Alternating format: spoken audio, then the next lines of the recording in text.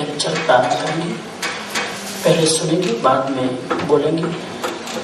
आंखें बंद 1 मिनट के लिए, मेरे पीछे से बोलेंगे। ओम मंगलम ओंकार मंगलम आदि मंगलम आदिनाथ मंगलम। ओम ओंकार मंगलम आदि मंगलम आदिनाथ मंगलम। ओम मंगलम ओंकार मंगलम शांति मंगलम शांतिनाथ मंगलम। ओम मंगलम ओंकार मंगलम शांति मंगलम शांतिनाथ मंगलम। ओम मंगलम ओंकार मंगलम वीर मंगलम महावीर मंगलम। ओम मंगलम ओंकार मंगलम वीर मंगलम महावीर मंगलम। ओम मंगलम ओंकार मंगलम नमो मंगलम नमकार मंगलम। ओम मंगलम ओंकार मंगलम नमो मंगलम नमकार मंगलम। ओम मंगलम ओंकार मंगलम गुरु मंगलम गुरुदेव मंगलम। ओम मंगलम ओंकार मंगलम गुरु मंगलम गुरुदेव मंगलम। सद्गुरु के श्री चरणों में वंदना। जिज्ञासु बंधुओं बहनों, आज मेम्फिस की यात्रा का प्रथम दिन, और आज प्रथम दिन हम एक व्याख्यानमाला प्रारंभ कर रहे हैं, एक सीरीज प्रारंभ कर रहे हैं जिससे हमारी आंतरिक शक्तियों का विकास हो, हम अपनी इनर एबिलिटीज को डेवलप कर सके। आज पहले दिन हम बात करें विल पावर के संदर्भ में। एक शिष्य ने अपने गुरु से पूछा कि गुरुदेव, मैं जिंदगी में बहुत कुछ करना चाहता हूं, बहुत कुछ पाना चाहता हूं और जिंदगी में बहुत आगे बढ़ना चाहता हूं, सफल होना चाहता हूं, फिर भी मैं सफल हो क्यों नहीं पाता? मुझे बहुत सी चीजें मालूम है और बहुत सी चीजें मुझे करना आवश्यक लगता है। मुझे लगता है कि मुझे रोज मॉर्निंग वॉक करना चाहिए क्योंकि मेरा शरीर बढ़ रहा है, मेरा वेट बढ़ रहा है। डॉक्टर ने भी मुझे चेतावनी दे दी है कि तुम अपने शरीर के वेट को कंट्रोल नहीं करोगे तो शारीरिक यातनाएं, शारीरिक डिजीजेस का सामना करना पड़ेगा। और मुझे मालूम है कि मॉर्निंग वॉक करने से मेरा हेल्थ अच्छा रहता है, मॉर्निंग वॉक करने से मुझे बहुत अच्छी फीलिंग्स होती है, लेकिन फिर भी मैं मॉर्निंग वॉक करने की बजाय टीवी देखना ज्यादा पसंद करता हूं। अगर वहां थोड़ी देर बैठा रहूं तो मुझे रिलैक्स फील होता है और मैं जो अपनी आवश्यकता है उसे भूल जाता हूं, उसे छोड़ देता हूं। मुझे पता है कि मेरी खाने की आदत गलत है, मुझे ओवर ईटिंग नहीं करना चाहिए, मुझे बहुत ज्यादा स्वीट नहीं खाना चाहिए, मुझे बहुत फैटी आइटम्स नहीं खाना चाहिए। फिर भी मेरी जीभ इतनी सेंसिटिव है कि मैं खाने को कंट्रोल नहीं कर पाता। मुझे सब मालूम है कि ये करना अच्छा है, फिर भी पता नहीं सामने डिश आती है, लार टपकने लगती है और मैं अपने आप को कंट्रोल नहीं कर पाता हूं। और कभी कभी मैं शुरू भी करता हूं, कभी कभी कोई प्रेशर मिलता है, कोई इंस्पिरेशन मिलता है, मैं मॉर्निंग वॉक पर निकलता भी हूं, 2 दिन 4 दिन चालू भी करता हूं, लेकिन वापिस उसे ड्रॉप कर देता हूं, वापिस उसे छोड़ देता हूं। तो ऐसी स्थिति मेरे सामने क्यों आती है? मुझे पता है कि यह करना चाहिए, यह नहीं करना चाहिए, यह छोड़ना चाहिए, यह अपनाना चाहिए, फिर भी मैं उसको फॉलो नहीं कर सकता हूं। उसका कारण क्या है? तब गुरु ने जवाब दिया अपने शिष्य को कि तेरे अंदर की जो मानसिकता है उसे मैं समझ पा रहा हूं, उसे मैं पढ़ पा रहा हूं, और मुझे लगता है कि तेरी प्रॉब्लम का एक ही कारण है कि तेरे अंदर विल पावर की कमी है। अगर तेरा विल पावर स्ट्रांग हो जाए तो तू जो चाहे वो कर सकता है, जो नहीं चाहे वो छोड़ सकता है, जहां पहुंचना चाहे वहां पहुंच सकता है। तेरे अंदर योग्यता है, तेरे अंदर एबिलिटी है, तेरे अंदर डिजायर है, तेरे अंदर इंटेलेक्चुअल पावर है, सब कुछ है, मगर एक ही कमी है, लैक ऑफ विल पावर। तेरा विल पावर बहुत कमजोर है, इसलिए तू आगे बढ़ नहीं पा रहा है। तब फिर शिष्य ने कहा, ये विल पावर क्या चीज है? ये विल पावर किसको कहते हैं? शिष्य ने दूसरा प्रश्न पूछा अपने गुरु से, ये विल पावर कौन सी बला का नाम है? तब गुरु ने कहा, विल पावर एक ऐसे आंतरिक एबिलिटीज का नाम है, एक ऐसी आंतरिक योग्यता का नाम है कि जिसके द्वारा तुम अपने अननेसेसरी और हार्मफुल इंपल्सिस को छोड़ सकते हो। हमारे अंदर बहुत बिना मतलब की खराब ऐसी वृत्तियां हैं, ऐसी वासनाएं हैं, ऐसे विचार है, उसको छोड़ने की जो एबिलिटी है उसका नाम है विल पावर। विल पावर एक ऐसी चीज है जिससे तुम अपनी लेजीनेस को कंट्रोल कर सकते हो। विल पावर एक ऐसी चीज का नाम है जिससे तुमने जो डिसीजन लिया उस डिसीजन को तुम सफलता के अंतिम मंजिल तक पहुंच सकते हो। हम बहुत बार डिसीजन लेते हैं, लेकिन अभी डिसीजन के अनुसार चलना शुरू किया, उसके पहले डिसीजन बदल लेते हैं। डिसीजन पर चलना तो दूर रहा, डिसीजन को ही फेंक देते हैं। Because of the will power नहीं है। विल पावर हो तो आपने जो डिसीजन लिया उस डिसीजन को कामयाब बना सकते हैं। तो decision is the ability to fulfil your decision. आप अपने डिसीजन को पूरा कर सकते हो। और विल पावर एक ऐसी चीज का नाम है कि जो आपको लगे कि यह गलत चीजें हैं, उस गलत चीज को छोड़ने की जो शक्ति है उसका नाम है विल पावर। और अगर ये सब कुछ नहीं कर सकते हो, हमें पता है कि मेरे अंदर क्या गलत है, छोड़ने योग्य है, फिर भी नहीं छोड़ पाते हैं, इसका मतलब है हमारे अंदर विल पावर नहीं। हमने जो डिसीजन लिया कि ये मुझे करना जरूरी है और करना चाहिए और मैं करूंगा, फिर भी मैं नहीं करता हूं, कारण विल पावर नहीं है। हमने सोचा कि मेरा आलस्य मुझे नुकसान करता है, मुझे बहुत लेजी नहीं होना चाहिए, लेजी होने से मेरा काम भी बिगड़ता है, मेरा शरीर भी बिगड़ता है, मेरा टाइम भी बिगड़ता है, और फिर भी आप लेजीनेस को नहीं छोड़ पाते हो, तो उसका कारण है कि हमारे अंदर विल पावर नहीं है।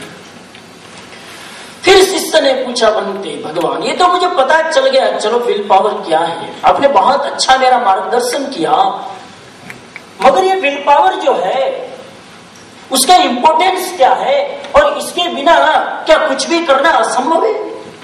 क्या कुछ भी करना हो तो विल पावर जरूरी है? What is the importance of will power?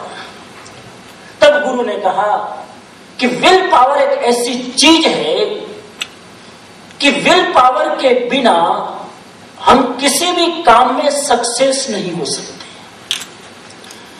शायद हमें मालूम हो कि भगवान ने जब सृष्टि की रचना की तो उसके पीछे एक ही डिजायर थी, और वो डिजायर थी विल पावर की। संकल्प जा सृष्टि, एक सूत्र है, संकल्प जा सृष्टि। संकल्प से सृष्टि की रचना सृष्टा ने की। अगर मन में संकल्प पैदा नहीं होता तो शायद सृष्टि की रचना नहीं होती। ऐसी हिंदू परंपरा मानती है हम सृष्टि की रचना में न जाए, लेकिन संकल्प से सृष्टि की रचना भी हो सकती है। यानी संकल्प से क्या नहीं हो सकता, विल पावर से क्या नहीं हो सकता, ये चिंतनीय बिंदु है। हम विल पावर से जो चाहे सो कर सकते हैं। गुरु ने उसको स्पष्ट करते हुए एक एग्जाम्पल दिया। एक शिष्य ने अपने गुरु से पूछा कि गुरु जी, सामने जो चट्टान दिखाई दे रही है, पहाड़, माउंटेन, उस चट्टान पर कौन कंट्रोल करता है?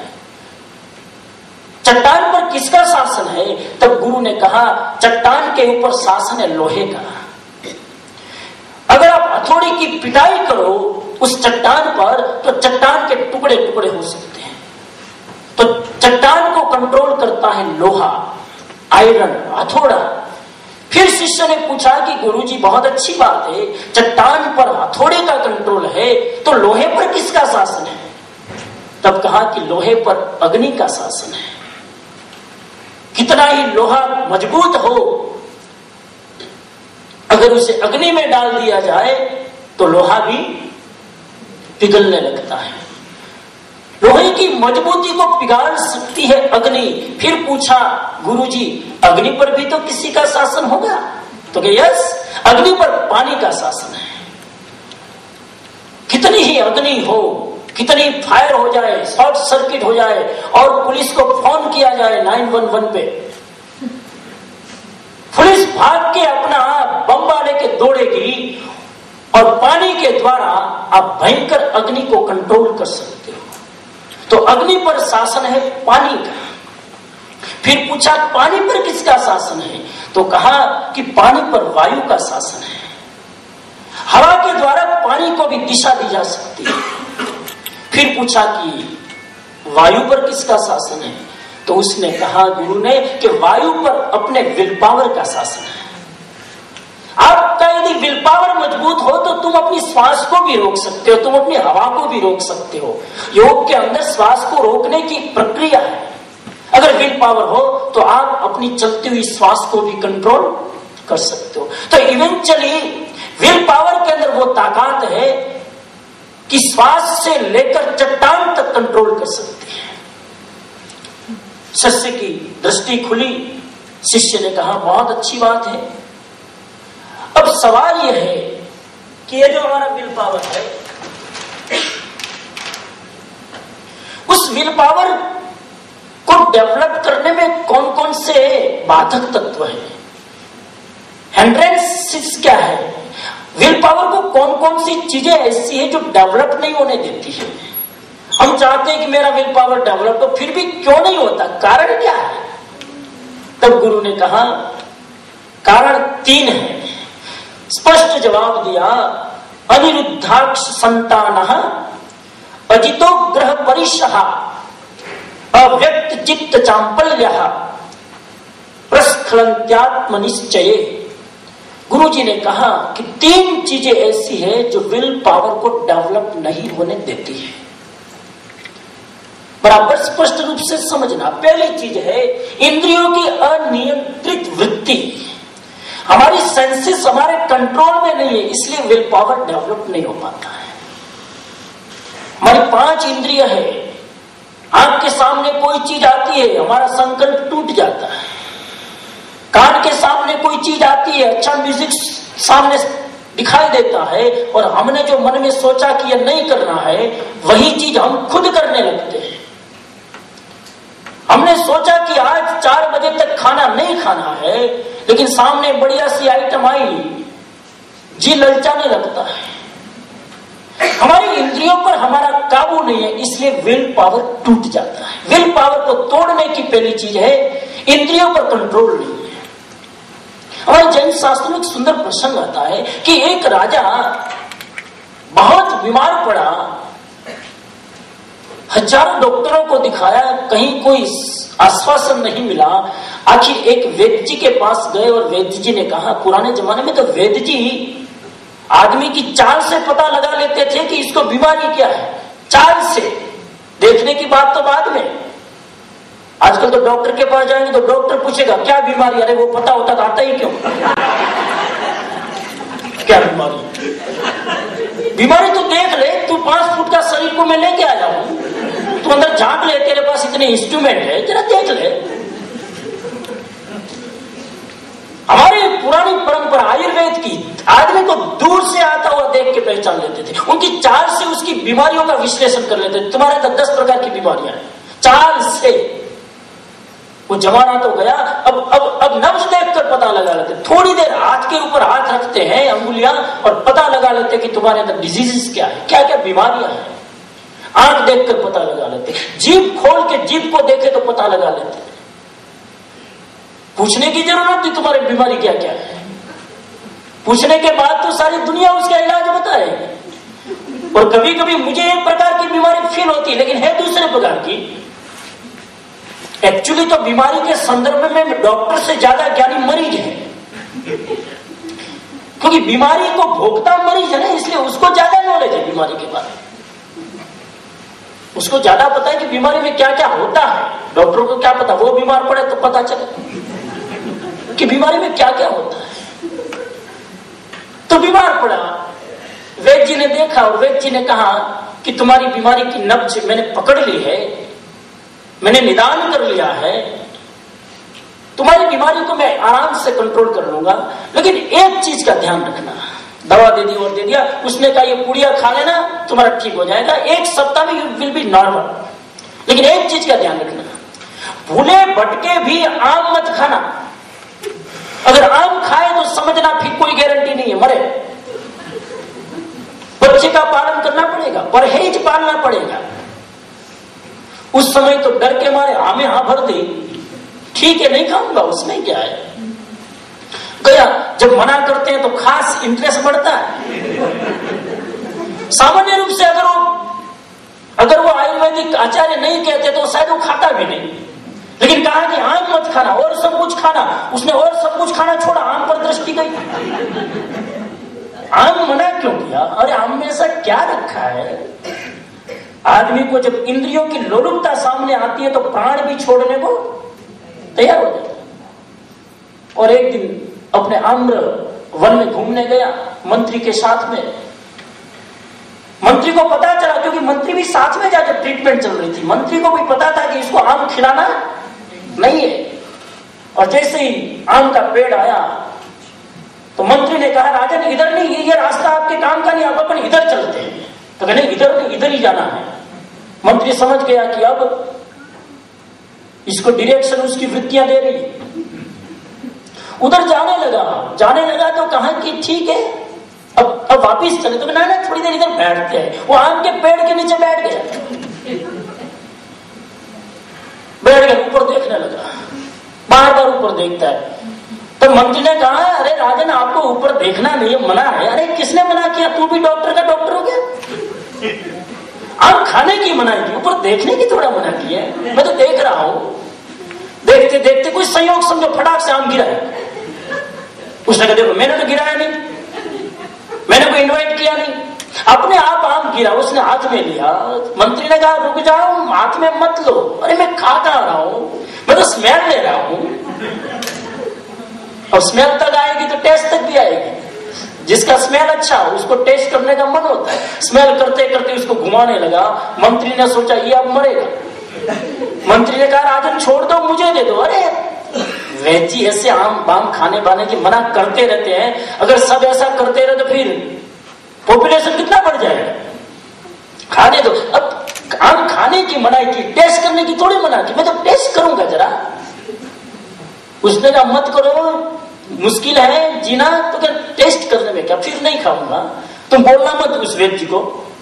और यूं करके आम को चबाया, चूसा और चूसा, सारा रस चूस लिया। 1 घंटे में बस वो विपाक हुआ ऐसा, वो जहर बना और जहर बन के पूरे खून में फैल गया और 2 घंटे में उस राजा ने प्राण छोड़ दिया। हमारा जैन शास्त्री स्टोरी कहते हुए कहता है कि अगर थोड़ा सा भी इंद्रिय पर कंट्रोल किया होता तो आज ये स्थिति नहीं आती।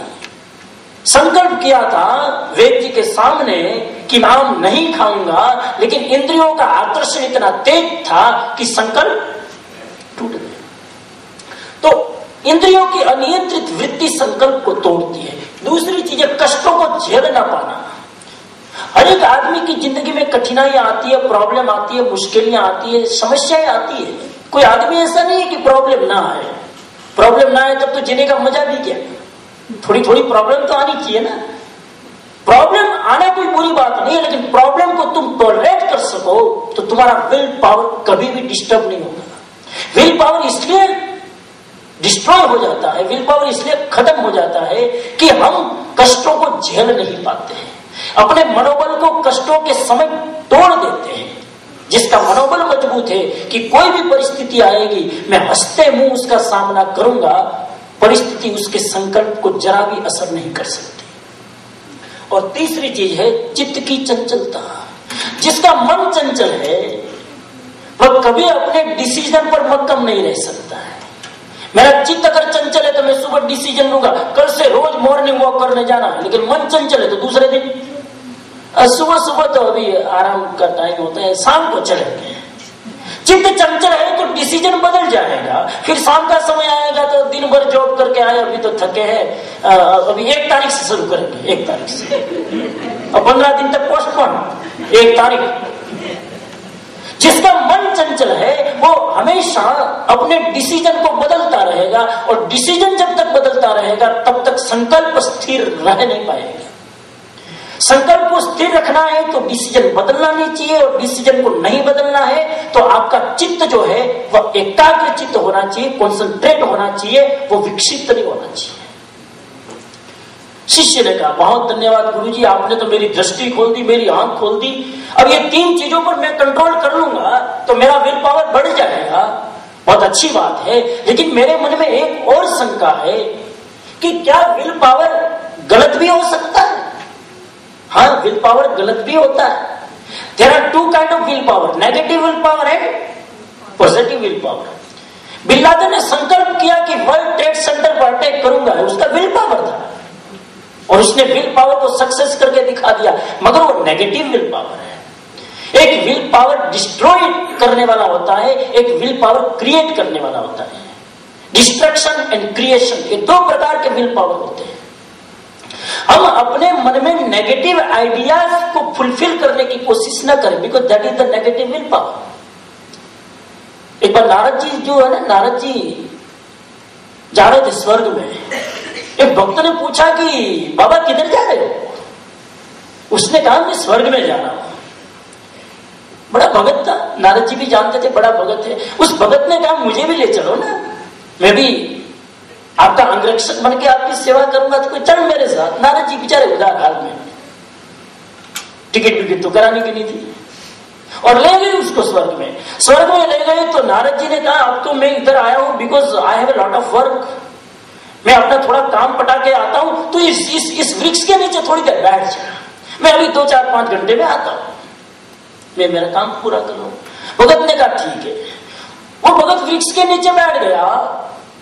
अब वो नारद जी तो चले गए अपने काम में। भगत ने सोचा कि अब तो मेरे को भूख लगी है, इतनी गर्मी में चल के आए, चिलचिलाती धूप, अगर बढ़िया से पकवान पूरी खाने मिल जाए तो बहुत अच्छा।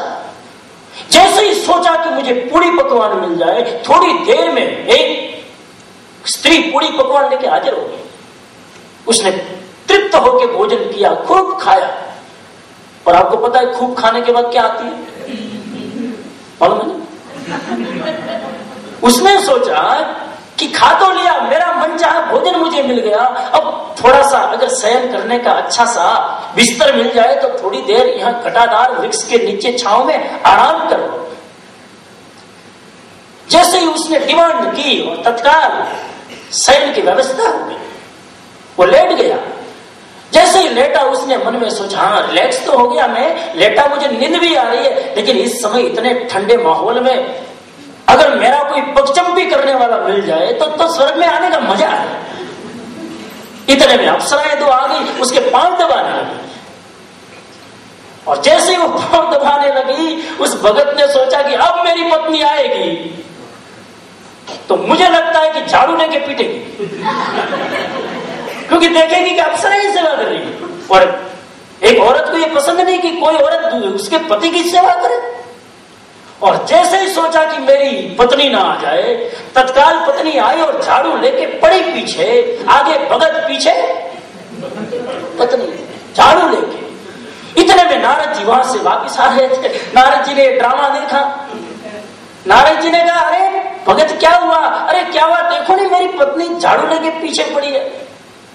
नारद जी सारा मर्म समझ गए। नारद जी ने कहा, अरे बंदा, मैंने वृक्ष के नीचे बैठने को कहा था, ऐसे विचार करने को किसने कहा था? तुझे पता नहीं तू जिस वृक्ष के नीचे बैठा वो कल्प वृक्ष है? तो हाँ है, हूं है। एक कल्प वृक्ष है, जो भी तू कल्पना करता है एक कल्प वृक्ष तुझे फुलफिल करके दे देता है, वो साकार हो जाता है। तूने इस वृक्ष के नीचे बैठ के अच्छा विचार किया होता, वृक्ष के नीचे बैठ के कोई अच्छी कल्पना की होती, वृक्ष के नीचे बैठ के पत्नी पीटने आएगी ऐसा विचार क्यों किया तूने? ये अपने संकल्प का दुरुपयोग है। मुझे लगता है कि हमारे अंदर भी वो एबिलिटी है। ये तो शास्त्रों की कहानियां हैं, वास्तव में हमारा संकल्प ही कल्प वृक्ष है, हमारा संकल्प ही कामधेनु है, और हमारा संकल्प ही चिंतामणि रत्न है। ये संकल्प है। आप जो चिंतन करो और वो मिल जाए, वो चिंतामणि रत्न। आप जो कामना करो, डिजायर पूरी हो जाए, वह कल्प वृक्ष। और आप जो मन में कल्पना करो, इमेजिनेशन करो, वो हो जाए, वो कल्प। तो कल्प वृक्ष, चिंतामणि रत्न और कामधेनु, ये सब हमारा संकल्प है। जब गुरु ने विल पावर का इतने बखान किया, शिष्य बड़ा प्रसन्न हुआ। शिष्य ने अंत में एक प्रश्न और पूछा कि गुरुजी, आपने विल पावर के बारे में बताया, उसका इंपॉर्टेंस क्या है वो बताया, उससे कौन कौन सी चीजें डिस्टर्ब करती है वो भी बताया, लेकिन ये जो विल पावर है उसको डेवलप कैसे करें, उसको विकसित कैसे करें? How to develop will power? तब गुरु ने कहा कि विल पावर को डेवलप करने की 3 चाबियां हैं। कितनी चाबियां? अब काम की चीज है, सुन लो। 3 चाबियां अगर आप लगाओ तो आपका विल पावर डेवलप हो सकता है। चाबियां मिलना पर्याप्त नहीं है, चाबी लगाना भी आना चाहिए समय पर। चाबी ले जाए और लगाए नहीं तो ताला खुलेगा। मैंने सुना न्यूयॉर्क के अंदर इंडिया के 3 फ्रेंड वहां रहने गए, न्यूयॉर्क में जॉब करने लगे। तीनों ने अपना अपना छोटा सा अपार्टमेंट ले लिया, जॉब करते। और एक मित्र था, वो 50वीं मंजिल पे रहता था। तो उसने अपने दोनों इंडियन मित्रों को एक बार संडे को इनवाइट किया कि आज मेरे घर पे, तो कि चलो। और जैसे ही वो उस मल्टी स्टोरीज बिल्डिंग के नीचे खड़े हुए लिफ्ट के पास, तो पता चला कि लिफ्ट खराब है। अब लिफ्ट खराब है, 50 मंजिल तक पहुंचना, कैसे पहुंचेंगे? तो सबने, तीनों ने मिलकर आइडिया किया कि काम करते हैं, अपन तीनों ही एक काम करें, एक एक मित्र टर्न बाय टर्न स्टोरी सुनाता जाए ताकि अपन ऊपर पहुंच जाएंगे, नहीं तो इतना स्टेप चढ़ना मुश्किल है। उसने कहा आइडिया बढ़िया है। पहले मित्र ने स्टोरी सुनानी शुरू की। स्टोरी सुनाते सुनाते सुनाते करीब करीब 15 मंजिल पहुंच गए। स्टोरी पूरी हुई, दूसरे मित्र का बारी आई, उसने अपनी स्टोरी शुरू की। जैसे ही शुरू की, तीसरे मित्र ने कहा लेट मी से समथिंग, मुझे कुछ कहने दो। उसने कहा स्टॉप, अभी तेरा नंबर नहीं, बीच में क्या अटकता है, तेरा नंबर आएगा तब तू शुरू करना, अभी मुझे पूरी करने दे, लेट मी फिनिश। और फिर वापिस उसने चालू करते करते 40 मंजिल तक पहुंच गया। उसने कहा मुझे कुछ कहना है। अरे क्या अभी तेरा टर्न नहीं है। यूं करते करते करते 40 मंजिल तक पहुंच गया, 45 तक पहुंच गया। फिर कहा कि अब तेरी बारी, बोल क्या कहना। तो क्या कहना कुछ नहीं है, इस जो मकान है ना, उसकी चाबी नीचे गाड़ी में रह गई। और कुछ नहीं कहना। अरे पागल, गाड़ी में चाबी लगी, पहले तो बोलता था, तुमने बोलने नहीं दिया। मैं 20वीं मंजिल पे ही चिल्लाने लगा कि मुझे कहने दो, इतना चक्कर पड़ेगा, मेहनत पड़ेगी। इस दुनिया में मेहनत से सभी कुछ नहीं होता है। मेहनत तुम लाख कर लो, तुम अपने घर में जाओ, तिजोरी के अंदर बहुत प्रॉपर्टी पड़ी है, तुम खींचो। पहली चाबी है, सबसे पहली चाबी, practice doing disagreeable things in your daily life. जो चीजें हमारी प्रैक्टिकल जिंदगी में यूजफुल नहीं है, उसे छोड़ने की एक मन में आइडियाज बनाए कि यह चीज मेरे काम की नहीं है, मुझे छोड़ना है। जो चीजें काम की नहीं है उसको छोड़ने का विचार करो। ये पहली चाबी है। उसको जरा मैं समझाने की कोशिश करूं। आपके दिमाग में कोई बात घुसानी आसान नहीं है, और वो भी वर्किंग डे में एकदम फ्रेश है। आज पहला ही दिन, स्ट्रेस शुरू हुआ है। मंडे यानी स्ट्रेस शुरू होना, और गुरु यानी स्ट्रेस धीरे धीरे कम। फिर भी मैं कोशिश करूं कि जो भी चीजें हमारी, देखो, प्रैक्टिस से सब कुछ संभव है। बिना प्रैक्टिस आप कोई चीज को डेवलप नहीं कर सकते। हमारी सबसे बड़ी मुश्किल यह है कि हम सुनते बहुत है, लेकिन जो सुना हुआ है उस पर प्रैक्टिस नहीं करते। और बिना प्रैक्टिस किए कुछ भी संभव नहीं है। साइंस ने इतनी तरक्की की because they believe on practice. हम लोग केवल बातें करते हैं, सुनते हैं, नारे लगाते हैं, इसलिए धर्म पिछड़ गया, पीछे रह गया, केवल एक दिखावा बन गया, कारण कि हम लोग प्रैक्टिस नहीं करते। तो प्रैक्टिस करें। पहली चीज मैं आपको कुछ एक्सरसाइज बताऊं, अगर कर सके तो। सबसे पहली चीज करो, ये पहली चाबी के अंदर कुछ एक्सरसाइज देता हूं मैं आपको। सबसे पहले एक नक्की करो मन में कि आप रोज की 3 चाय पीते हो। मान लो 3 चाय पीते हैं, अथवा कॉफी पीते हैं। अब आज से नक्की करो कि मैं 3 चाय पीता हूं, आज से मैं 1 चाय पीऊंगा, 2 चाय छोड़ दूंगा। एक इतना सा अगर मन में निश्चय करे तो आप 1 महीने के बाद देखो आपका संकल्प बढ़ने लगेगा। हालांकि आपको ये पसंद नहीं आएगा, 3 की 5 जरूर करेंगे, लेकिन 3 की 1 चाय बड़ा मुश्किल है। लेकिन अगर विल पावर को डेवलप करना है, if you want to control your mind, अगर आपको अपने माइंड को बॉस बनाना है, आप अपने माइंड का बॉस बनना चाहते हो, तो पहली चीज करो। आप 3 चाय पीते हो तो 1 करो, 2 पीते हो तो 1 वीक के लिए छोड़ दो, और ज्यादा चाय पीते हो तो पियो, लेकिन निश्चय करो कि 1 वीक तक चाय में शुगर नहीं डालूंगा। खास करके शुगर की बीमारी वाले, शुगर की बीमारी वाले छुपे छुपे शुगर बहुत खाते हैं, क्योंकि ये तो घर वाले खाने नहीं देते हैं, तो इधर उधर होते तो डालो। और थोड़ी तो शुगर चाहिए ना शरीर में, बिना शुगर थोड़ा, फिर अपना अपना सिद्धांत लगाते। निश्चय करो एक छोटा सा संकल्प कि आज से मैं 3 चाय पीता हूं, आज से मैं 1 चाय पीऊंगा फॉर 1 मंथ। और आप, अगर आपका विल पावर न बढ़ेगा, आप देख लो, एक छोटा सा प्रयोग करो। मैं कुछ एग्जाम्पल दे रहा हूं, क्योंकि हर एक एग्जाम्पल फिट नहीं होगा, इसलिए मैं 8-10 दे दूं, किसी को तो कुछ ना कुछ फिट होगा। आप शाम को आए ऑफिस से घर पे, जॉब से घर पे आए, अब बहुत थके हुए हैं, खाना भी बना लिया, खा भी लिया, अब सोचे कि अब डिशेज साफ कौन करेगा, और सारी डिशेज ऐसे ही छोड़ देंगे, पोस्टपोन करेंगे, सोचेंगे 9-10 बजे कर लेंगे, अभी तो जरा टीवी देख ले। शाम को एकदम थके आए, खाने के बाद फिर टीवी पर बैठेंगे। उस समय मन में निश्चित करो, जब तक मैं प्लेट साफ न करूं तब तक मुझे टीवी नहीं देखनी, कुछ भी हो जाए, नॉट पोस्टपोनमेंट, अभी मुझे साफ करना है, क्योंकि तुमको ही करना पड़ेगा। तुम चाहे अभी कहो कि मैं 2 घंटा बाद करूंगा, तो 2 घंटा बाद भी तुम्हें करना पड़ेगा। तो अभी कर लो ना, और अभी कर लोगे तो तुम्हारा विल पावर बढ़ेगा।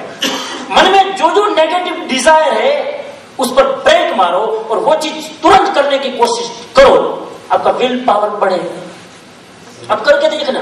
तीसरी चीज, आपको पता है कि मुझे एक्सरसाइज करनी है, मेरा पेट का घेरावा बढ़ रहा है, गुजराती में घेरावा, तो घेरावा नहीं, हिंदी बस गया खबर, पेट इतना बढ़ रहा है कि पेट भी छोटा बढ़ रहा है। और फिर भी मैं इतनी सारी फैटी आइटम खाता हूँ, चीज खाता हूँ, ये खाता हूँ, वो खाता हूँ, तो कम से कम मैं वॉक तो करूं। और सुबह मन में निश्चय करो कि आज मुझे पौन घंटा घूमना है, पौन घंटा सोने की बजाय पौन घंटा घूमने का निश्चय करो।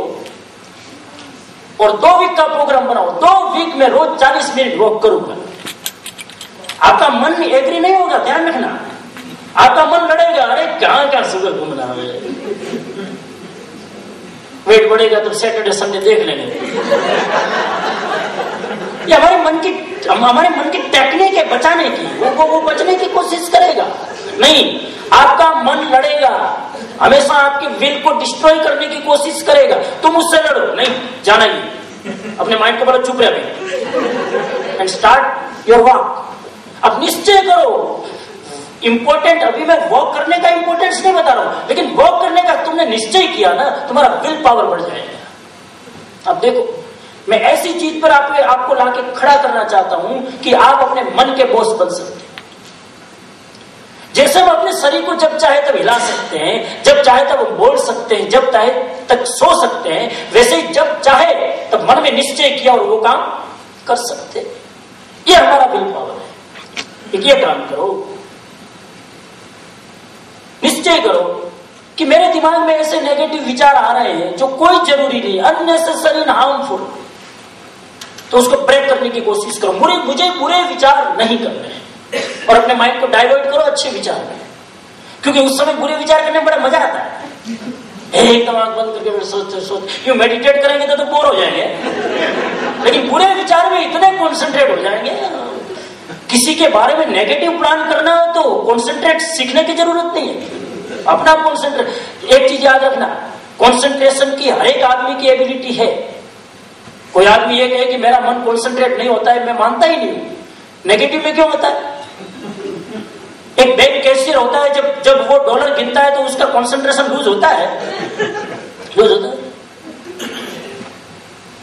$1 की अगर कमी आ जाए और इतना ध्यान से गिनेगा, उतने 1 सेकंड भी मन बाहर नहीं जाएगा। कॉन्सेंट्रेशन की प्रॉब्लम नहीं है, प्रॉब्लम इंटरेस्ट की है। आपका लगाव जिसके ऊपर होता है उस चीज पे अपने आप आपका कॉन्सेंट्रेशन बढ़ता है। तो निश्चय करो कि मुझे मेरे दिमाग में जो जो नेगेटिविटी आ रही है मुझे उसे रोकना है, मुझे नहीं करना है, मुझे बुरा विचार नहीं करना। संकल्प करोगे तो हो जाएगा। आपको पता है कि स्मोकिंग करना खराब है, जो लोग स्मोकिंग करते हो, क्योंकि मैं तो 2-5 एग्जाम्पल देता हूं, किसी को फिट तो हो। जो स्मोकिंग करते हो, जो तंबाकू खाते हो, निश्चय करो 1 वीक स्मोकिंग नहीं करूंगा। क्या होता है देखिए, स्मोकिंग का फायदा नुकसान कितना होता है वो अभी हमारा विषय नहीं है चर्चा का। मैं ये कह रहा हूं कि अगर तुमने 1 वीक उसको स्टॉप किया तो आप देखेंगे कि आपका विल पावर कितना बढ़ता है। आपको इनर हैप्पीनेस मिलेगी, आपको सेल्फ सेटिस्फैक्शन मिलेगा, आपको एक शांति मिलेगी कि वाह मैंने जो सोचा वो हो गया। आप फिर करने के लिए उत्साहित हो जाओगे। तो इस तरह से छोटे छोटे हम अगर संकल्प करें तो हम बहुत कुछ कर सकते हैं। तो पहली चीज, जो भी चीजें नेगेटिव है उसको छोड़ने का मन में निश्चय करें। दूसरी चीज, अस्वीकार करने की शक्ति को डेवलप करें। हर चीज को एक्सेप्ट मत करो, नेग्लेक्ट करो, अस्वीकार करो। उसकी भी 1-2 में बात करूं। और अपने मन के विल पावर को बढ़ाना बहुत आसान है अगर थोड़ी सी एक्सरसाइज करो तो। और वो जो अस्वीकार करने की शक्ति है, जैसे आप समझ लीजिए शाम को आप बैठे हैं और मन में विचार आया कि अभी तो बहुत गर्मी है, चलो आइसक्रीम खा लेते हैं। फ्रिज में आइसक्रीम भी है, खा भी सकते हैं, आपको कोई प्रॉब्लम भी नहीं है ऐसी। लेकिन नहीं, आप अपने मन को कहो आइसक्रीम खाने का विचार आया है, तुझे आइसक्रीम खिलाऊंगा, मगर अभी नहीं, 10 मिनट के बाद। पोस्टपोन, नेगेटिविटी को पोस्टपोन करो, पॉजिटिविटी को नहीं। पहली चाबी में मैंने बताया कि जो भी पॉजिटिविटी करनी है उसके लिए निश्चय करो, वो करना है तो करना है, चाहे छोड़नी है तो छोड़नी है। दूसरे में नेगेटिविटी है, उसको छोड़ने का संकल्प करो कि आइसक्रीम खाने का विचार है, खाएंगे 10 मिनट के बाद। शाम को घर पे आए, डिश लेके सीधा सोफे पर बैठे और सोफे पर बैठते देखेंगे रिमोट कंट्रोल किधर। रिमोट कंट्रोल ले लो हाथ में, लेकिन संकल्प करो 10 मिनट तक ऑन नहीं करना चाहिए। ओनली 10 मिनट करना, बाद में करना। मन को बोलना कि 10 मिनट तो चुप रहे, 10 मिनट मुझे टीवी ऑन नहीं करना है। 10 मिनट में कुछ नहीं बिगड़ेगा, कुछ नहीं बिगड़ेगा, लेकिन वो 10 मिनट तुम्हारे मन को काबू में रख लेगा। मीटिंग चल रही, 5 लोग बातें कर रहे हैं और तुमको पता है कि यहां मुझे कुछ कहना है, लेकिन आपको लगे कि यह कहना जरूरी नहीं है, तो अपने मन को कहो कि अभी बोलना जरूरी नहीं, तू चुप रहे। अपनी अपनी जीभ को बोलो 10 मिनट, जरा ठिकाने रहे। जरा भी जो अपसेट हुई तो गए। अपनी जीभ को जहां पर बातें करते हो वहां पर बोलना जरूरी ना हो तो वाई स्पीक समथिंग, वहां पर नहीं बोलना है। ऐसे छोटे छोटे हम संकल्प करें तो हम बहुत कुछ कर सकते हैं। मन में जो विचार आए इमीडिएटली पूरा करने की कोशिश मत करो, उसको पोस्टपोन करो। If it is negative thoughts, if it is negative action, अब उसको रोको कि चलो बाद में करें। इसका मतलब ये नहीं कि फ्लाइट पकड़ने तो चलो थोड़ी देर बाद जाएंगे, वो तो तुरंत यू हैव टू गो। जब नेगेटिविटी की बात है वहां आप रोकने की कोशिश करो। मैं एक छोटी सी स्टोरी सुना के बात को विराम देना चाहूंगा, जो तीसरी बात को स्पष्ट करती है कि हम अगर विल पावर को डेवलप करना चाहते हैं तो प्रतिज्ञा करें, जिसको हमारे अंग्रेजी में कहते हैं कुछ वाव ले, कुछ व्रत धारण करें। सभी धर्मों में दीक्षा का अर्थ क्या होता है? What is the meaning of initiation? दीक्षा का अर्थ है व्रतों का स्वीकार करना। गृहस्थ के लिए भी दीक्षा का प्रावधान है, बच्चों के लिए भी दीक्षा का प्रावधान है। बच्चों को मंत्र दीक्षा देते हैं, बड़ों को व्रत दीक्षा देते हैं। केवल साधु बनना ही कोई दीक्षा नहीं है। दीक्षा है व्रतों को स्वीकार करना, कोई वाव लेना, और वाव लेने का मतलब है कोई प्रतिज्ञा करना।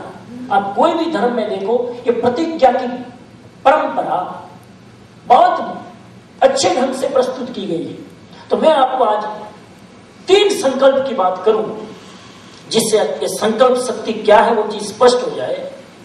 आदमी अगर एक भी संकल्प करे ना, एक भी, तो वो कामयाबी के अंतिम मंजिल तक पहुंच सकता है। एक राजा था, उसके पास में एक सन्यासी आए। उसके राजा ने बहुत दिनों से इनवाइट कर रहा था, सन्यासी भी अपने रूटीन में व्यस्त था, लेकिन बहुत आग्रह किया तो एक बार सन्यासी उसके आमंत्रण पर उसके राजमहल में पहुंचा। 1 दिन, 2 दिन, 4 दिन, 5 दिन रहा और राजा ने बड़ी उसकी सेवा की, बड़ी उसकी भक्ति की। सन्यासी भी बड़ा प्रसन्न हुआ। 1 सप्ताह के बाद जब सन्यासी जाने लगा तो राजा ने कहा, आप जा तो रहे लेकिन ऐसे नहीं जाने दूंगा। आप जा रहे हो लेकिन आपने मेरे वहां 7 दिन रोटियां खाई है, टैक्स तो चुकाना पड़ेगा। उसने कहा, टैक्स कौन सा? पहले पता होता तो आता ही नहीं। तो कहा, नहीं, मैं जाने नहीं दूंगा, मैं कंजूस आदमी हूं, साफ साफ बोल देता हूं, और मैं टैक्स दिए बिना रहूंगा नहीं। तो क्या टैक्स? तो टैक्स आप हो तो क्या टैक्स देंगे? मुझे 3 आशीर्वाद दो। कितने आशीर्वाद? 3 आशीर्वाद दो। उनको पता था कि इस सन्यासी के चेहरे पे तेज है, उसकी आंखों में रौनक है, ये जो बोलता है वो हो जाता है, इसके मुंह से कुछ तो मेरे लिए आशीर्वाद लेना ताकि मेरी जिंदगी भी तो थोड़ी सुधरे। सन्यासी ने कहा, आशीर्वाद तो दूं मैं, लेकिन मेरा आशीर्वाद मुफ्त में नहीं मिलता है। वो भी मॉडर्न था हमारे जैसा, फ्लाइटों में घूमता, मोबाइल फोन रखता, लैपटॉप रखता, सब कुछ बहुत मॉडर्न, हमारे से भी एडवांस, एकदम मॉडर्न। उसने कहा, मैं आशीर्वाद मुफ्त में नहीं देता, मेरे आशीर्वाद का भी चार्ज लगता है, चार्ज। उस सन्यासी को मालूम था कि मुफ्त में आशीर्वाद देते तो लोगों को पचता नहीं है, लोग करते कहां है, इसलिए उसने अपना आशीर्वाद पे एक चार्ज लगाया कि एक आशीर्वाद लेना तो $1,00,000। कितनी कीमत? मैं आपको कहूं कि एक आशीर्वाद की $1,00,000, बोलो आप बैठोगे इधर, उसके भागोगे, आप मांगलिक सुनने भी खड़े नहीं रहोगे। हमें ऐसे आशीर्वाद बहुत मिलते। मगर राजा ने कहा, आशीर्वाद तो लेना है, चाहे लाख, अरे तुम मुझे डर दिखाते हो, $1,00,000 ले लेना। ले लेना नहीं, अभी रखो, ले लेना नहीं, हम उधारी रखते नहीं है, भक्तों का कोई भरोसा नहीं है। तुरंत $1,00,000 काट के रखा हुआ। राजा था, महाराजा था, सम्राट था, रखा। कहा कि 2 आशीर्वाद। तो कि सुन, पहला आशीर्वाद, सुबह रोज 5 बजे उठना, आशीर्वाद। उसने ये आशीर्वाद की उपाधि, रोज 9 बजे उठता है, आज आशीर्वाद मांगा, $1,00,000 दिया, और डॉलर में मिला 5 बजे उठने की बात। उसने कहा ये तो हेडेक हो गया, लेकिन सोचा कि अब गुरुजी ने दिया है तो ठीक है, कुछ पीछे पर्पस होगा। कहा दूसरा आशीर्वाद, तो दूसरा रखो, $1,00,000 रखो। हम तो सीधी कैश टू कैश बात करते, रखो इधर, रखा दूसरा $1,00,000। कहा दूसरा आशीर्वाद, तो दूसरा आशीर्वाद सुन ले कान खोल के, आए हुए अतिथि का सम्मान करना। उसने कहा ये भी बड़ी बात है, राजा और सम्मान करे किसी का, सारी दुनिया उसका सम्मान करती है, वो किसका सम्मान करे, इतना ईगो, इतना पावर, लेकिन फिर भी दिया। उसने कहा तीसरा, तो तीसरा रखो $1,00,000। तीसरा रखा और कहा कि सुन तीसरा आशीर्वाद है, जब भी गुस्सा आए तब 10 मिनट ठहर जाना, गुस्सा आए तब 10 मिनट कुछ भी डिसीजन मत लेना, रुक जाना 10 मिनट, ये मेरा तीसरा आशीर्वाद। उसने कहा ये भी बड़ा भारी है, क्योंकि राजा का तो दिमाग ठिकाने रहता नहीं। तीनों आशीर्वाद ऐसे दिया कि पालना बड़ा मुश्किल। कई बार हम जिस सब जगह जाते तो लास्ट दिन सबको गुरु दक्षिणा में देते हैं, व्रत देते हैं, तो लोग कहते हैं हमारे से जरा सिंपल देना। सिंपल क्या दे, तुम्हारी पर्सनालिटी को देख के ही गुरु जी आशीर्वाद देता है, और अधिकतर आशीर्वाद वही फलता है जो पर्सनालिटी के मैच हो। अब तुम्हारे को डायबिटीज, मिठाई खाते नहीं हो, गुरु जी के मिठाई नहीं खाना, ओके बहुत अच्छा, जान खाता ही नहीं डायबिटीज। ऐसा आशीर्वाद का अर्थ क्या? आशीर्वाद तो वो है कि जो जरूरी हो करना। 3 आशीर्वाद दिए, और वो फकीर अपना $3,00,000 लेकर रवाना। इधर ये राजा देखता रहा, ये बंदा 3 लाख ले गया, पता नहीं आशीर्वाद भी लिया मैंने, $3,00,000 भी गए, तो अब एक बार करके तो देखते, क्योंकि पैसा चुकाया है। रोज 9 बजे उठता था, रात को मंत्रियों को, कर्मचारियों को, अपनी महारानी को कह दिया ध्यान रखना, सुबह मुझे 4:45 बजे उठाना, 4:45 वेकअप में प्लीज, अगर मुझे नहीं उठाया तो फांसी लगा दूंगा सब। सवाल $1,00,000 का है, सवाल आशीर्वाद का है। और ठीक 4:45 बजे कर्मचारियों ने उठाया, उठा, उठ के सोचा, रोज 9 बजे उठता था, 5 बजे उठ गया, 4 घंटा करे क्या? आप सोचो, रोज आप 6 बजे उठ के जॉब पर जाते हो, सैटरडे मान लो, सैटरडे भी 6 बजे आप खुल के क्या करोगे? लिविंग रूम में से उठ के वो सोफे पर गिरेंगे और करेंगे क्या? वहां जाके सोएंगे। नींद पीछा नहीं छोड़ती, उधर से उधर, उधर से उधर, लेकिन नींद लेंगे। लेकिन वो पक्का था, क्योंकि चार्ज चुकाया था। चार्ज चुकाते हैं तो आदमी को उसकी इंपॉर्टेंस पता चलती है। और ठीक 5 बजे उठ के सोचा, अब कहीं नींद ना आ जाए, करूं क्या? एक मन में निश्चय किया कि चलो मॉर्निंग वॉक करने निकल पड़ता हूं, नींद आएगी कहां से? और निकल पड़ा घर से बाहर, राजमहल से बाहर। मॉर्निंग वॉक करने जा रहा था तो पता चला कि सामने ही एक झोपड़ी में गुड़िया चिल्ला चिल्ला के रो रही, छाती पकड़ के रो रही, इतनी आवाज आ रही। राजा के आंख में भी करुणा के आंसू आ गई। 5 बजे रो रही बुढ़िया। वो गई उसके पास, राजा ने पूछा अरे बुढ़िया 5 बजे? राजा तो नाइट ड्रेस में मॉर्निंग वॉक करने निकला, उस बुढ़िया को पता नहीं राजा है। और पूछा कि तू रो क्यों नहीं है? तो कि क्या बताऊं, बताने जैसा है नहीं। अरे पर हुआ क्या? तो कि मुझे आज रात को एक ड्रीम आया। अच्छा क्या? मत पूछो तो अच्छा है, क्योंकि मेरा जो भी ड्रीम आता है वो सफल हुए बिना रहता नहीं है। वो घटना घटती है जो भी मुझे ड्रीम आता है। तो कि क्या हुआ, क्या बता तो सही। तो अभी भी बता नहीं रहा मैं राजा। तो कि स्वप्न ही आया है कि आज मुझे स्वप्न में मैंने देखा कि एक सांप वृक्ष से निकलेगा शाम को सूर्यास्त के पहले, और राजा के महल में जाके राजा को काट खाएगा। और आज राजा की मृत्यु होने वाली है। सूर्यास्त के पहले पहले सांप के हाथों राजा की मृत्यु होगी। राजा ने सोचा अच्छा $1,00,000 दिया, उसका ये परिणाम मेरी मृत्यु। अब लेकिन जब सुना तो सुना, फिर पूछा कि मृत्यु होगी बुढ़िया, अच्छी बात है, अभी बता नहीं रहा मैं राजा हूं, मृत्यु होगी कैसे? ये भी तो स्वप्न में आया था। तो हाँ ये भी आया, सांप के हाथ से मृत्यु होगी, सीधी बात है, सूर्यास्त के पहले पहले। अब सोचा करे क्या? आगे मॉर्निंग वॉक का प्रोग्राम कैंसिल।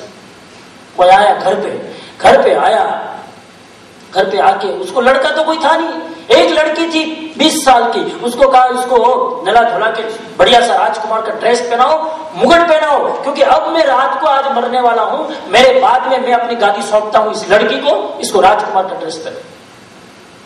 उसको ड्रेस पहनाया, सोचा कि चलो ऐसे ही मौत आने वाली थी, बुढ़िया ने बताया तो कम से कम पहले नोटिस तो मिल गई। अब दूसरा आशीर्वाद, आए हुए अतिथि का सम्मान करना। राजा के लिए आज के दिन अतिथि कौन है? तो सांप अतिथि है, क्योंकि बिना अतिथि, वो तो राजा को पता चल गया, अदरवाइज तो सांप ने इन्फॉर्म थोड़ा किया कि मैं आ रहा हूं। अतिथि का मतलब विदाउट इंफॉर्मेशन जो आ जाए एनी टाइम, वो अतिथि। अतिथि बिना अतिथि देखे आए, हम अतिथि नहीं, हम तो पहले इन्फॉर्म करके आए, वेल एडवांस। कभी कभी हमने ऐसे चले जाते इंडिया में तो कहते अचानक विदाउट एनी इन्फॉर्मेशन, मैंने कहा अतिथि देखो बाबा हम अतिथि है। अतिथि आजकल बहुत मुश्किल अतिथि होती ना, तो वो अतिथि के लिए इतना स्वागत किया कि उनको पता था कि सांप आने वाला उस बिल से और इधर मेरे राजमहल तक आएगा। रास्ते में एकदम गलीचा बिछा दिया, इतर बिछा दिए, फूल बिछा दिए, एकदम सोचा कि सांप आ रहा है तो आज उसका सम्मान करना, अतिथि का सम्मान करना मेरा धर्म है। मुझे आशीर्वाद में $1,00,000 में ये आशीर्वाद मिला और व्यवस्था की।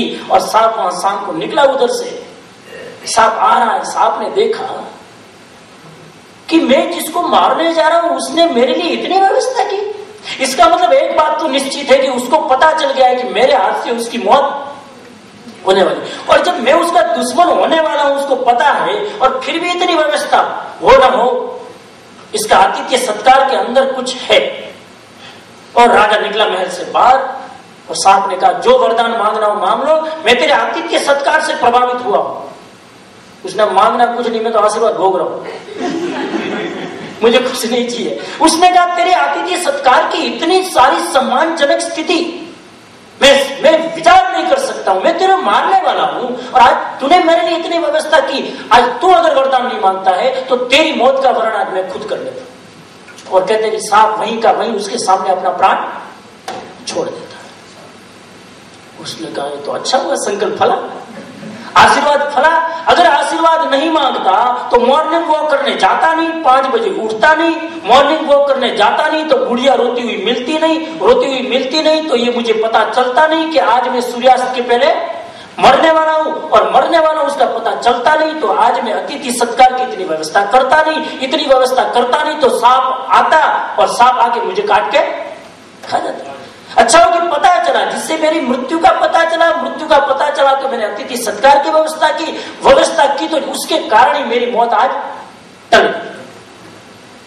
और राजा निकला घर से बाहर, रात को 12-1 बजे देरी से घर पे आया। घर पे आने के बाद देखा 1 बजे, उस समय तो कोई घर में बेल सिस्टम तो हुआ नहीं करती थी आज की तरह, कोई मोबाइल फोन भी नहीं होते थे। यहाँ तो जब हमको कई लोग एयरपोर्ट लेने आते हैं तो एयरपोर्ट में जैसे ही गाड़ी में बिठाते तो सीधा मोबाइल फोन करते हैं अपने घर में, बस आधे घंटे पहुंच रहे हैं, आ गए हैं। मैंने कहा किसके घर जाना है? तो क्या अपने ही घर। मैंने अपने ही घर जाना है, फोन का ही तो कर रहे हैं, पहुंच जाएंगे। अपने ही घर पे जाने की कोई परमिशन नहीं पड़ती है। तो कहना ना उनको इन्फॉर्म तो जरा करते घर पे, व्यवस्था नहीं। मैंने कहा कौन सी है व्यवस्था? हम आने से अव्यवस्था होगी। तो कहना ना ये तुम्हारा विषय नहीं, પછી हम गुजरा देंगे, तुम्हारा विषय नहीं, it is not your subject. मैंने कहा ठीक है बात होगी। और फिर जाएंगे, फिर जब 10 मिनट बाकी रहेंगे फिर फोन करेंगे, अब 10 मिनट में अब 3 सिग्नल बाकी।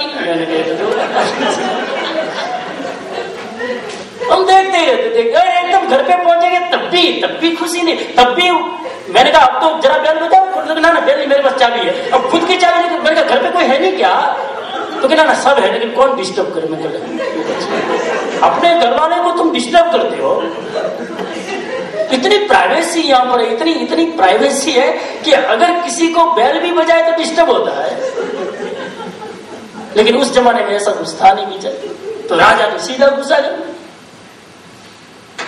गुस्सा तो देखा तो महारानी एक नौजवान युवक के साथ सो रही है और राजा का पिता गया, दिमाग निकाल ली तलवार और सोचा कि गर्दन दोनों की बदतमीज में बार गई। उसका ये परिणाम चरित्रहीन भ्रष्ट। जैसे ही मारने गया सामने वाक्य लिखा हुआ था कि गुस्सा आए तो 10 मिनट रुक जाना। तलवार म्यान की, सोचा कि ये तो पूरा मजा ही किरकिरा हो गया। मुश्किल से तो एक जोश आया था और अब इसको ना मारूं तो करूं क्या, लेकिन करे क्या? संकल्प आशीर्वाद का सवाल है, नहीं मारना 10 मिनट। उसको उठाया पत्नी को कि तेरी हिम्मत क्या है, कौन सो रहा है? उसने कहा बस भूल गए, ये अपनी तो बेटी है 20 साल की, आपने तो ऑर्डर दिया था कि राजकुमार का ड्रेस पहनाना, अपनी बेटी, अरे वहां बेटी है। उसने कहा आज अच्छा हुआ मैं 10 मिनट रुक गया, अदरवाइज दोनों की गर्दन आज उठती और पूरा परिवार साफ हो जाता। ये 3 संकल्प है, 3 संकल्प। संकल्प छोटा बड़ा नहीं होता है, संकल्प संकल्प होता है। समझ गए 3 संकल्प? अब ये मत सोचना कि उस राजा के लिए था, आप महाराजा है, आपके लिए भी यही संकल्प है। सुबह 5 बजे उठना। कई लोग बोल रहे 6 बजे। एक्चुअली ओरिजिनल कहानी में तो 4 बजे का है। 4 बजे। ये तो आपका फेस देख के मैंने 5 कर दिया। अब 5 का 6 करोगे तो और मुश्किल पड़ेगा। मैंने पहले ही मैंने रिलैक्सेशन कर दिया। ओरिजिनल कहानी में आपको सुनो, आपको सुनो ठीक 4 बजे उठना, ब्रह्म मुहूर्त है ना 4 बजे। लेकिन आपको देखकर, परिस्थिति देखकर बात करनी चाहिए ना। 5 बजे उठना नियम करो, सुबह 5 बजे उठेंगे। 2 वीक करके देखो। ये जब मैं संकल्प को डेवलप करने की बात करता हूं तो उसकी पहली चाबी है सुबह 5 बजे उठने के बाद सोना नहीं। ध्यान रखना, नहीं तो संकल्प गया, आशीर्वाद गया, उसका फल जो मिलने वाला है वो गया। 5 बजे। बेंजामिन फ्रैंकलिन ने लिखा, आपके अमेरिकन विचारक ने, early to bed and early to rise makes a man healthy, wealthy and wise.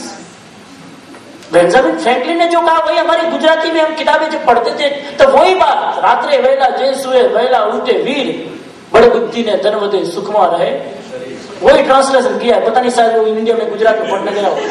Same translation, same translation. Early to bed, early, रात्रे वेला जैसुए, सेम ट्रांसलेशन। यानी बेंजामिन फ्रैंकलिन को हमारे गुजराती लेखकों की बात कहां पता चली? तो हजारों साल पहले के लिए बेंजामिन फ्रैंकलिन तो अभी हुआ। जल्दी सो जल्दी उठो, 3 फायदे, हेल्दी, वेल्दी एंड वाइस। आदमी स्वस्थ बनता है, बुद्धिमान बनता है और समृद्ध बनता है, फाइनेंशियली उसके एकदम साउंड होता है। ये 3, अगर आप जल्दी उठो तो 3 फायदे। 5 बजे उठो, आज से संकल्प करो। अगर 5 बजे उठो तो तुम इतना काम कर सकते हो 3 घंटे में, 8 बजे उठने वाला दिन भर में नहीं कर सकता। 5 बजे उठो। 8 बजे उठने के बाद भी वो बगासा ही खाता रहता है। हमने क्यों? तो कि नींद नहीं। अरे भाई 10 घंटा कर लिया, थोड़ा नींद नहीं है तो किया क्या तूने बिस्तर पे? 10-10 घंटा सोए, अभी नींद नहीं है। अच्छी नींद का मतलब ये नहीं ज्यादा घंटा सोना। ज्यादा घंटा सोने वाला फ्रेश नहीं होता है, ज्यादा घंटा सोने वाला हमेशा सुस्त रहता है। अब करके ज्यादा सोने से सुस्ती आती है, फ्रेशनेस नहीं आती है। किसी का अनुभव हो तो मुझे बताना। ज्यादा सोने से फ्रेशनेस कभी नहीं आती। ज्यादा सोने वाला एकदम लेजी होता है। मेरे को तो सूत्र बदलने का मन हो रहा है बेंजामिन फ्रैंकलिन का। Late to bed, late to rise, makes a man lazy, busy and crazy. देरी से उठो, देरी से सो, लेजी।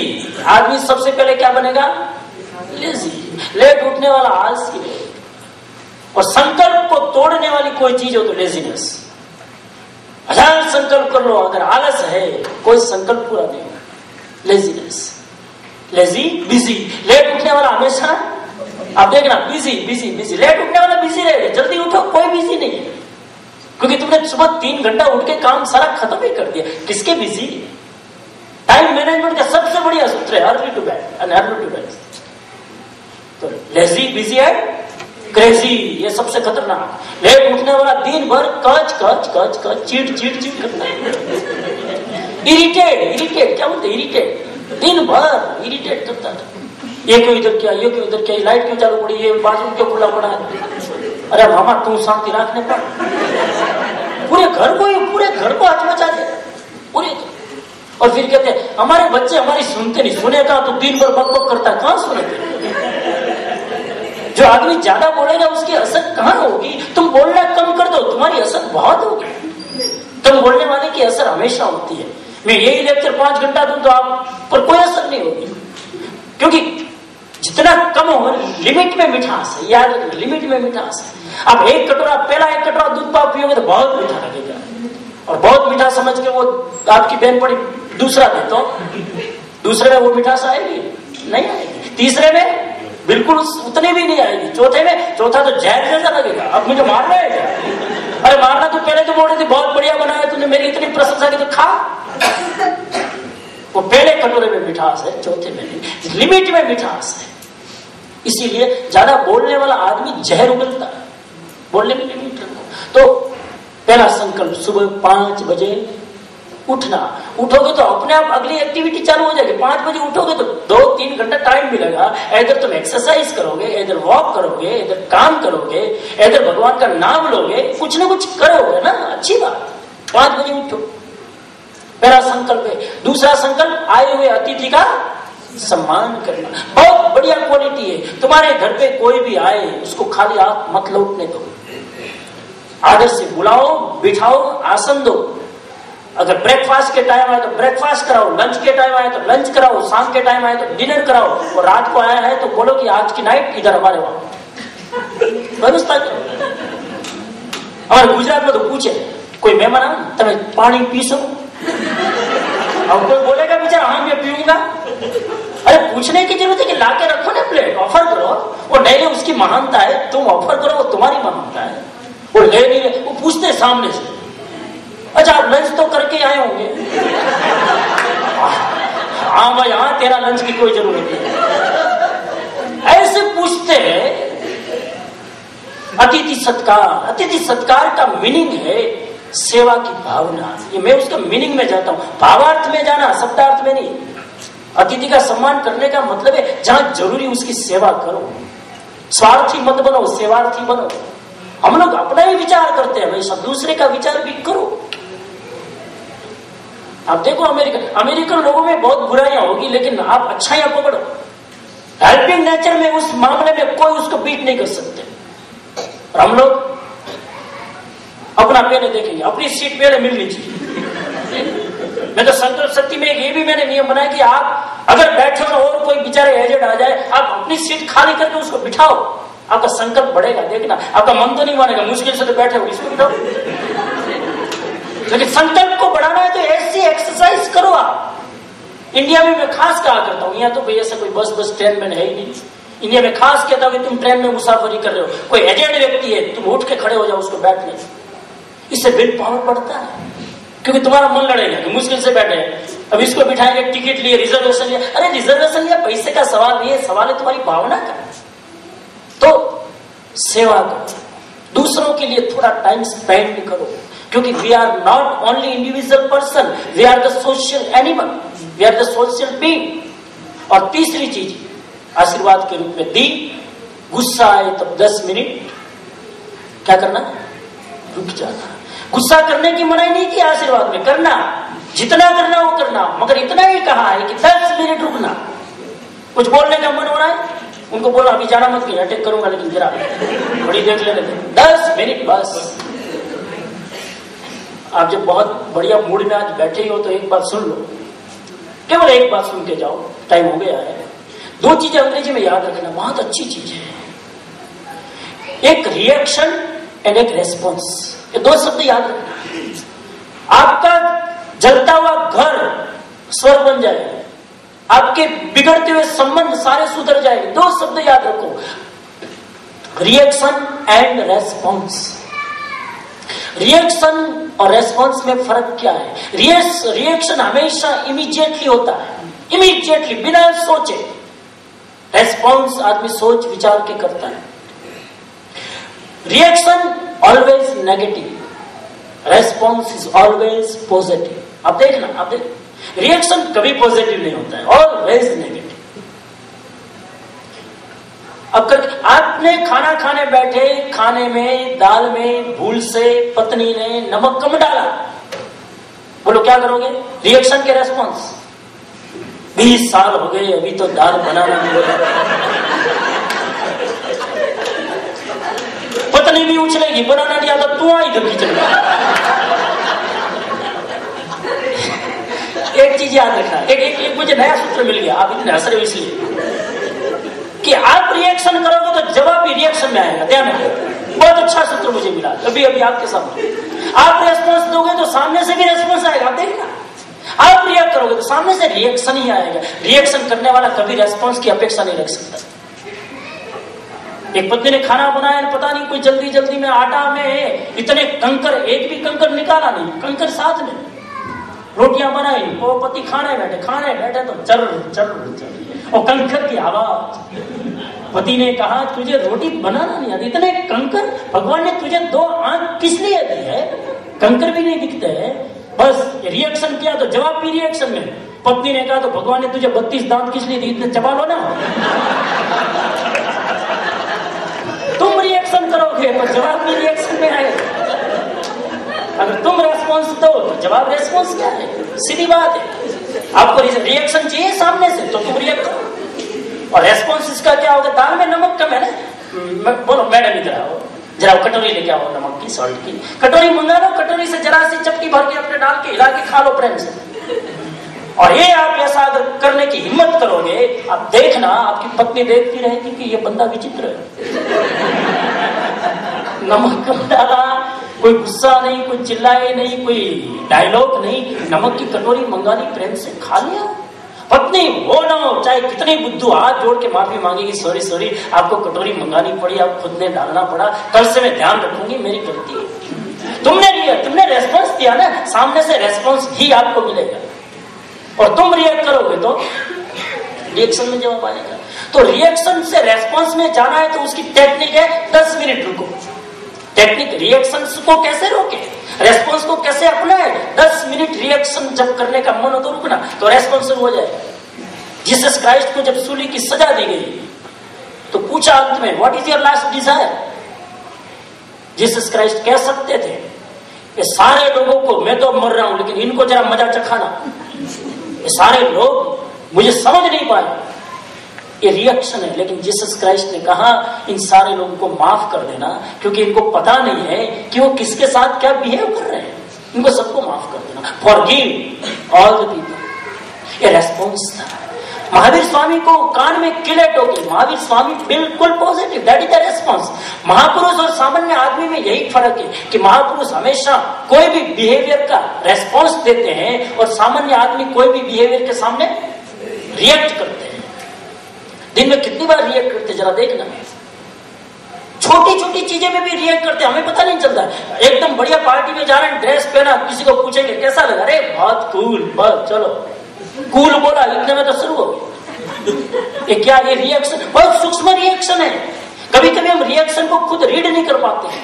उस रिएक्शन को पकड़ने की कोशिश करें, उसको बदलने की कोशिश करें, उसको रेस्पॉन्स में चेंज करने की कोशिश करें, तो मैं मानता हूं कि आप तीसरी चाबी लगा पाओगे कि गुस्सा आए तब 10 मिनट रुक जाना, कोई डिसीजन मत लेना, कोई एक्शन मत लेना। 10 मिनट रुक जाओगे तो आपका रिएक्शन रेस्पॉन्स में बदल जाएगा और वो रेस्पॉन्स आपके भीतर एक विल पावर डेवलप करेगा। और विल पावर अगर डेवलप हो गया, शिष्य लास्ट में पूछ रहा है भगवान, बहुत अच्छी बात, अब विल पावर डेवलप होने से होगा क्या। तब गुरु ने कहा कि विल पावर अगर डेवलप हो गया तो तुम अपने मन के मालिक बन जाओगे। क्या बनोगे, you are the boss of your mind. फिर आपका माइंड जैसे आप चलाओगे वैसे चलेगा। और इसके लिए प्रैक्टिस करो। गुरु ने साफ कहा कि बेटा अगर तुम फिजिकल एक्सरसाइज करोगे, तुम वेट लिफ्टिंग करोगे, तुम एरोबिक एक्सरसाइज करोगे, तो उससे तुम्हारा शरीर की स्ट्रेंथ बढ़ेगी ना। और शरीर की स्ट्रेंथ बढ़ेगी तो जब भी कोई वजनदार चीज उठानी होगी तो क्या होगा, तुम्हारा शरीर मदद करेगा, क्योंकि तुम्हारे पास स्ट्रेंथ है। तुम्हें कोई लैंग्वेज सीखनी है तो तुम उसकी एक्सरसाइज करोगे, प्रैक्टिस करोगे। तुम्हें अगर फ्रेंच सीखनी है तो तुम पढ़ोगे, स्पेल याद करोगे, और फिर कभी फ्रांस जाओगे तो आप आराम से बोल सकोगे। जैसे फिजिकल एक्सरसाइज से स्ट्रेंथ बढ़ती है, बोलने की प्रैक्टिस करने से तुम लैंग्वेज सीख सकते हो, उसी तरह विल पावर की एक्सरसाइज करने से तुम विल पावर को भी जब चाहो, जब जरूरत हो तब उसको यूज कर सकते हो। लैंग्वेज की तरह उसको भी यूज कर सकते हैं। आज मुझे विल पावर की जरूरत है, अभी यहां मुझे मैसेज मिला कि किसी की डेथ हो गई है। अगर तुम्हारे पास विल पावर की प्रैक्टिस की हुई है तो आप अपसेट नहीं होंगे, आप उसको हैंडल करना जानोगे, सीखोगे। तो मैं आशा करूं, विश्वास करूं कि हमारे मन की एक बहुत बड़ी शक्ति है विल पावर। और विल पावर अगर डेवलप नहीं है तो हम कोई काम नहीं कर सकते। कोई भी काम में सफल होना है, उसकी पहली चाबी है कि आपके पास विल पावर होना चाहिए। और वो विल पावर तभी आ सकता है कि आप उसकी थोड़ी एक्सरसाइज करो, थोड़ी प्रैक्टिस करो। वो प्रैक्टिस करने का मूड हम बना के अपने विल पावर को बढ़ाएं। इसी आशा और विश्वास के साथ मैं अपने विचारों को विराम देता हूँ। ओम होल्ड हैंड्स प्लीज। हाथ जुड़े हुए, शरीर स्थिर, मन शांत। नमो अरिहंताणम, नमो सिद्धाणम, नमो आयर्याणम, नमो विद्यायाणम, नमो लोये सर्व साहुणमे सर्वपंचनमो कारो सर्व पाव पणासनो मंगलानं च सर्वेसि परमं हवै मंगलम चत्तारि मंगलम अरिहंता मंगलम सिद्धा मंगलम शाहु मंगलम केवली पन्नतो धम्मो मंगलम चत्तारि लोकोत्तमा अरिहंता लोकोत्तमा सिद्धा लोकोत्तमा शाहु लोकोत्तमा केवली पन्नतो धम्मो लोकोत्तमा चत्तारि शरणं पवच्छामि सिद्धै शरणं पवच्छामि शाहु शरणं पवच्छामि केवली पन्नतं धम्मं शरणं पवच्छामि सर्वमंगल मंगल्यम सर्व कल्याण कारणम प्रधानम सर्वधर्मानम अरहत धर्मोस्तु मंगलम सर्वे भवन्तु सुखिनः सर्वे सन्तु निरामया सर्वे भद्राणि पश्यन्तु मा कश्चित् दुःखभाग् भवेत्। सब बोलेंगे मस्तक गर्दन झुका के। कृतज्ञोस्मि कृतज्ञोस्मि कृतज्ञोस्मि। We are thankful to you. बोलिए बोलिए। We are thankful to you. We are thankful to you. Okay. Thank you. हमको प्रणाम करते समय क्या बोलते हैं? वंदामि। हाँ बोलिए एक बार। वंदामि नमन सामी। बोलिए वंदामि नमन सामी। वंदामि नमन सामी। तो हमको प्रणाम करते तो ये बोलते हैं, क्योंकि और हम फिर बोलते हैं अरहम। ये क्या लिखा है? अरहम। जब आपने किया तो हम रेस्पॉन्स देंगे अरहम, क्योंकि कई को पता नहीं होता है। तो हमको ये आराम लिखा हुआ पड़ता है, हमको बोलते अरे हम हमारा आप बोलोगे फिर हम क्या करें? तो आप अपना अपने भाषा वंदामि नमन साहब। ठीक है, बहुत थैंक यू।